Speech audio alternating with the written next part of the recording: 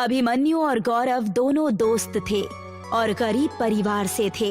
पढ़ाई कंप्लीट होने के बाद भी उन दोनों को कोई नौकरी नहीं मिल रही थी और एक दिन उन दोनों को पालमपुर शहर में आखिरकार नौकरी मिल गई।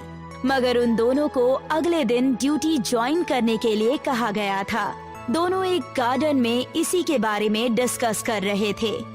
अरे यार, बड़ी मुश्किल से तो हमारे हाथ में ये नौकरी आई है, लेकिन उन्होंने कल ही ज्वाइन करने के लिए कहा है। इतनी जल्दी सब कुछ कैसे हो पाएगा? वही तो मैं सोच रहा हूँ यार, अनजान शहर में इतनी जल्दी हमें रहने का ठिकाना कहाँ मिलेगा। हाँ यार, अगर हमने कल से ड्यूटी ज्वाइन कर भी ली तो हम लोग रहेंगे कहाँ? मेरी तो कुछ समझ में नहीं आ रहा। और हमारे हालात तो इतने बुरे हैं ना कि हम इसे इग्नोर भी नहीं कर सकते। वो दोनों आपस में बातें कर ही रहे थे कि तभी उनका पड़ोसी अम्बे उनके करीब आकर खड़ा हो गया। मैंने सुना है तुम दोनों को पालमपुर में कोई नौकरी मिल गई है। सही सुना है, लेकिन हम दोनों ये सोच सोच कर परेशान हैं कि इतनी जल्दी हमें वहाँ पर रहने का ठिकाना कैसे मिलेगा।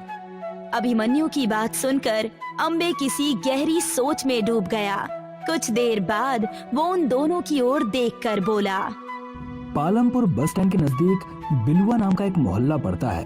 वहाँ पर एक मकान है, तुम दोनों को वहाँ एक कमरा मिल सकता है। लेकिन कैसे? उस मकान के मालिक का नाम डिकोस्टा है। वो गरीब लोगों से किराया भी बेहद कम लेते हैं और कोई एडवांस भी नहीं लेते। मैं उन्हें जानता हूँ, मैं फोन पर उन्हें तुम दोनों के बारे में बता देता हूँ। इतना कहकर अम्बे वहाँ से चला गया। वो दोनों उसी शाम पालनपुर शहर के लिए रवाना हो गए। बस ने 5 घंटे बाद रात के 11:30 बजे के समय उन दोनों को पालमपुर बस स्टैंड पर उतार दिया। वो दोनों अकेले उस बस स्टैंड पर इधर उधर ऑटो या रिक्शा के लिए नजरें दौड़ा रहे थे। कमाल है यार गौरव, यहाँ तो रात के 11:30 बजे ही सन्नाटा पड़ा है। हाँ यार, मुझे तो दूर दूर तक कोई इंसान भी नजर नहीं आ रहा। तभी उन दोनों ने देखा कि एक व्यक्ति बड़ी स्पीड से अपनी साइकिल लेकर वहाँ से चला जा रहा था। गौरव और अभिमन्यु को देखकर उसने तुरंत अपनी साइकिल रोक दी। लगता है शहर में तुम दोनों नए हो।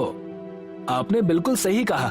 दरअसल दूर दूर तक कोई रिक्शा या ऑटो नजर ही नहीं आ रहा।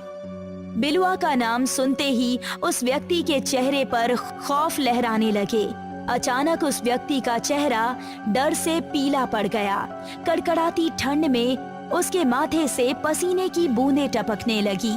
उस व्यक्ति ने हकलाते हुए उन दोनों की ओर देखकर कहा, बस स्टैंड के दाहिनी ओर जो कच्ची सड़क जा रही है, सिर्फ इकलौता वही रास्ता है बिलुआ मोहल्ले जाने का।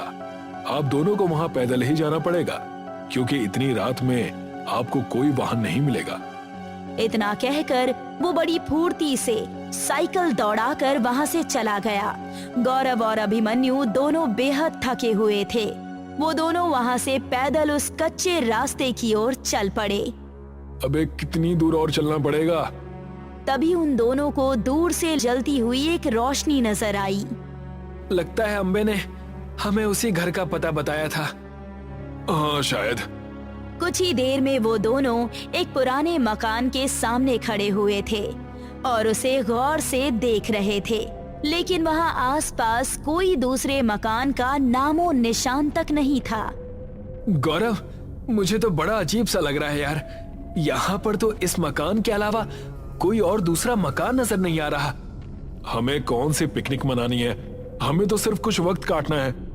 उस मकान से बूढ़ा शख्स निकलकर उन दोनों के सामने खड़ा हो गया और उन दोनों को सवालिया नजरों से घूर घूर कर देखने लगा।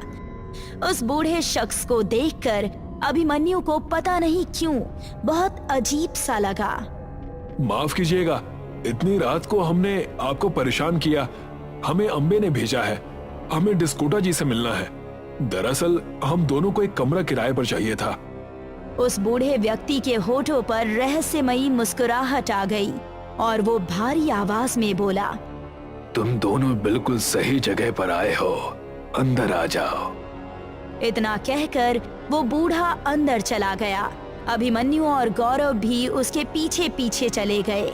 उन दोनों ने देखा उस घर के कच्चे आंगन में एक बड़ा सा घना पेड़ भी लगा हुआ था उन दोनों की निगाह उस पर गई ही थी कि अचानक उस पेड़ से एक बहुत ही बड़े साइज की बिल्ली ने अभिमन्यु के ऊपर हमला कर दिया।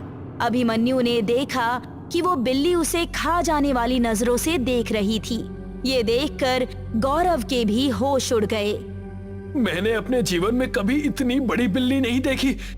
तू सही कह रहा है अभिमन्यु, मुझे लगता है कि हम दोनों गलत जगह पर आ गए हैं। अचानक उस मकान का मुख्य दरवाजा बंद हो गया। देखते ही देखते उन दोनों की आंखों के सामने वो मकान एक खंडहर में तब्दील हो गया और उस बूढ़े के होठों पर एक अजीब सी शैतानी भरी मुस्कुराहट आ गई। वो अपना भयानक चेहरा लिए हुए उन दोनों की ओर उन्हें खा जाने वाली नजरों से देखने लगा। गौरव चीखता हुआ उस बूढ़े की ओर देखकर बोला, कौन हो तुम और ये सब क्या हो रहा है?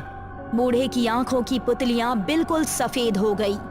उसका चेहरा ऐसा लग रहा था मानो कि अभी अभी शमशान घाट की चिता से उठकर आया है। वो भयानक आवाज में बोला, मेरे घर में तुम दोनों का स्वागत है। मेरी बिल्लियां काफी समय से भूखी हैं। हमें यहाँ से जाने दो। हमने आखिर तुम्हारा क्या बिगाड़ा है? बहुत सालों बाद कोई इंसान यहाँ पर आया है। मेरी बिल्लियों को ताजा रक्त और मांस खाने को मिलेगा। मैं तुम्हें कैसे जाने दे सकता हूँ?